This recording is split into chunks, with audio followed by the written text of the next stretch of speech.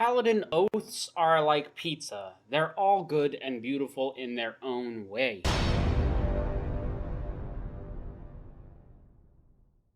Hey fellow Game Masters, I'm Richard Quiner, and welcome back to the RPG Daily, your daily dose of all things tabletop role-playing games, helping you build your world and master your game. Before we dive into the oaths being ranked, I want to invite you to go ahead and subscribe to the channel. If you like the content of the video, hit the like button, and if you don't like it, just don't do anything, that's fine. Feel free to come join us on our Discord server where we can talk D&D stuff anytime you feel like it, and we're gonna get into it. Ranking Paladin oaths is kind of tough. As I was going through all of them, I found things that I really enjoyed about them all, and I could see in my games how these would play out, and I just really enjoyed that. It was a nice, refreshing look at the oaths. The other interesting thing I noted about the Paladin oaths is because of the tenets of each of the oaths, the decision on what oath to play tied directly into the character that is of that class. If you look at other classes and subclasses, you won't really find this same connection. If you look at the Berserker Barbarian, they don't really list any beliefs that the character would play into. Same with any of the rogue archetypes. They don't really have personality traits as a part of the archetype. But I thought that was interesting with Paladins, that each of the oaths came with its beliefs that directly impacts how this character would be played in an actual game. That's how I saw that. And that made it also really hard for me to look at it and really rank them, because they all bring something different to the role-playing table. That being said, you guys didn't come here to watch me sit on a fence, so I'm still going to rank them, and I'm still going to tell you what I don't like. Starting off with my least favorite oath, it's Oath of the Watchers. I don't feel bad putting this on this list, because now that it's out of Unearthed Arcana and officially published in Tasha's Cauldron of Everything, it's official, it's on the table, I can call it out. This oath, I see, has a much more significant use against certain types of enemies, right? It leans into defense against the extraplanar. But if you find a paladin that wants to play this role, but the adventure doesn't always match, maybe they aren't facing extraplanar creatures, you kind of feel a little lackluster sometimes. Where a lot of the other oaths come with a clear playstyle on how they are to be used, and that can fit the playstyle of the player, this one comes with a clear enemy, and the enemies are not the domain of the player. They don't get to choose who they're fighting all the time. The DM chooses that, and if the DM isn't mindful that, oh, I have a paladin who wants to play the Oath of the Watcher, I should give them some extraplanar enemies so their abilities can feel real and powerful, this thing can fall on its face. That's why I put this one as my least favorite. Does that mean this is bad? No. None of these are bad. Like I said, it's like pizza. It's all good. All pizza is good. All paladin oaths are good, but this is my least favorite. Now let's get into the ones I do like and rank them. At number 5, I picked the Oath of Conquest. The Oath of Conquest, my video on it started a really interesting discussion that I didn't get to follow too closely, but it basically brought up the question, can the Oath of the Conquest Paladin be a good aligned character? Because that question came up, that tells me this has a ton of role-playing potential in its belief system.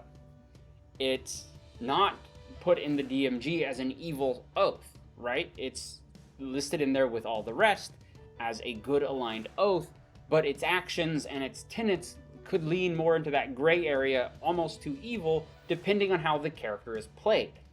That's just from a role-playing perspective why I thought this was kind of an interesting oath. From a mechanics-speaking perspective, I do like the excessive use of fear of this oath. It really plays into that idea of hitting your enemies with fear, making them afraid of you, and then using that to your advantage in combat situations or in social situations even, really can make this for an interesting oath. I can also see a lot of conflict and drama between the party. Interesting thing, looking at a lot of these oaths, I saw more places to find drama between the paladin class and the oaths and inter-party conflict through those than I have with others. Just a tidbit of thought. At number 4, I chose the Oath of the Crown. The idea of protecting civilization might not be everyone's favorite. We live in civilizations. There's a certain fantasy, a certain interest about going out into the wilderness and being a nature person.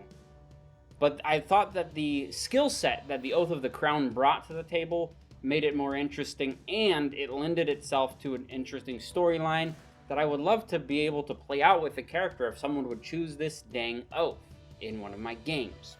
The Oath of the Crown's channel divinities, to me, were the ones that made it interesting. You have the Champion's Challenge, which is like an overpowered, look at me, kind of a taunt kind of ability. And then you also have Turn the Tide, which allows you to turn the tide of a battle. I think both of those are pretty stellar.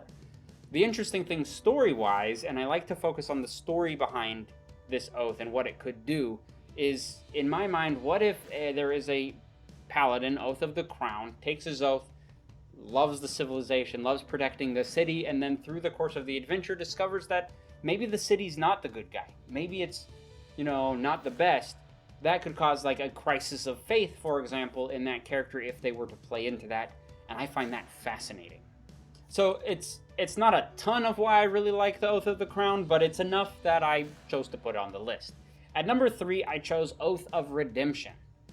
The redemption type, the person who looks at their enemies and says, I see some good in you, is so difficult to play in role-playing games. In video games, you don't really have a lot of social interactions, and we've kind of trained ourselves as gamers to fight the enemy, defeat the enemy, kill them, do this. But when we get into role-playing games, we have this different side of NPCs, where it's another human on the other side of that screen playing the NPCs. And so I think it is fun and really interesting to be that type of hero that is going to crush all their enemies. But I think the bigger challenge is to be the hero that will try to look and understand the other side of the problem and look for a way to bring that enemy into the light of righteousness. I think that's a great storytelling and a great conflict that can be told. I also see the inter-party conflict between the Paladin wanting to save everyone and bring everyone back to the goodness, the good side, versus the party being like, no, we have to destroy our enemies. They're trying to kill us. It makes the story kind of tells itself right there.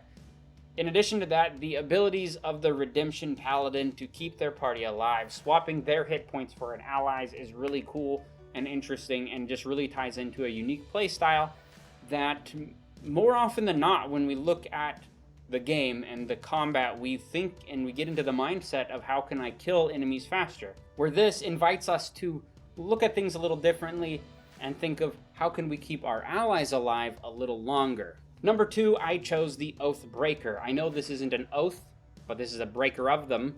And if you watch my Oathbreaker video, I did mention that I don't see this as an evil oath. I see this as a more nuanced, gray area oath than any of them, really. It's a unique oath because it doesn't have the tenets. It allows the player to play it as they see fit. I could even argue that the Oathbreaker Paladin is less evil than the Oath of Conquest, which the Oath of Conquest is in the book as a not evil oath.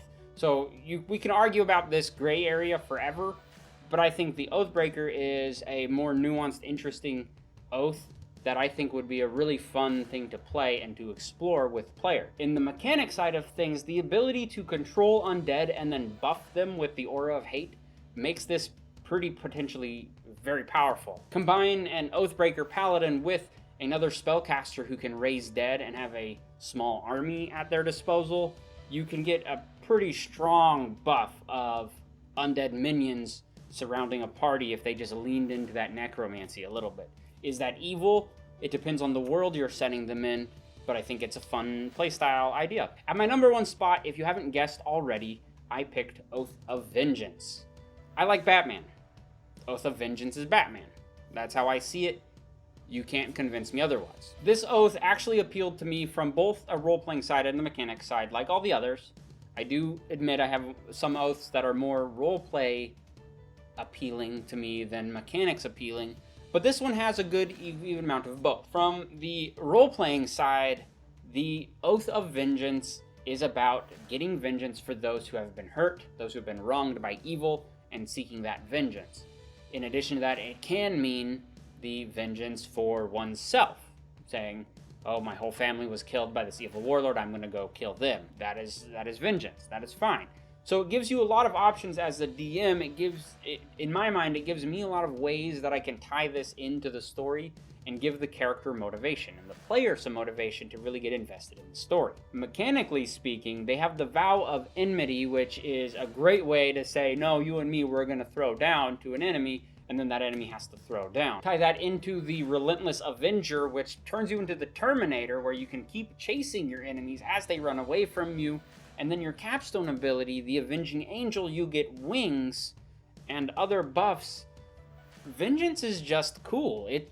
You feel cool, you feel like you can take on the world. And on top of that, I didn't mention it a little earlier, is it hits that gray area mark. It hits that spot where the character, first off, part of the tenet says, fight the greater evil. Okay, how do you figure out what is the greater evil? That's something that the player and the character have to figure out through the role play. They decide which is the greater evil, and then convince the party to join them fighting the greater evil, perhaps. Then on top of that, you have the idea of doing what is necessary to accomplish your goal. It's not draw the line. This is where it differs from Batman. Batman has a line that he won't cross. Vengeance Paladins don't. So in that case, everything about this oath is appealing. This oath just feels comfortable and nice, like some sweatpants. That's how I see the Oath of Vengeance, and if I get the chance to play a Paladin, that would probably be my first choice. All that being said, remember that these are my opinions on these oaths, and I'm sure you have other ones. I know every time I make a ranking video or talk about an oath or a subclass, even slightly negatively, someone's got the opposite opinion, and that is the beautiful thing about this game. So let me know your thoughts in the comments below. What are the oaths you would choose as your top 5? And let's have a discussion. That being said, I've been Richard. Thanks for watching.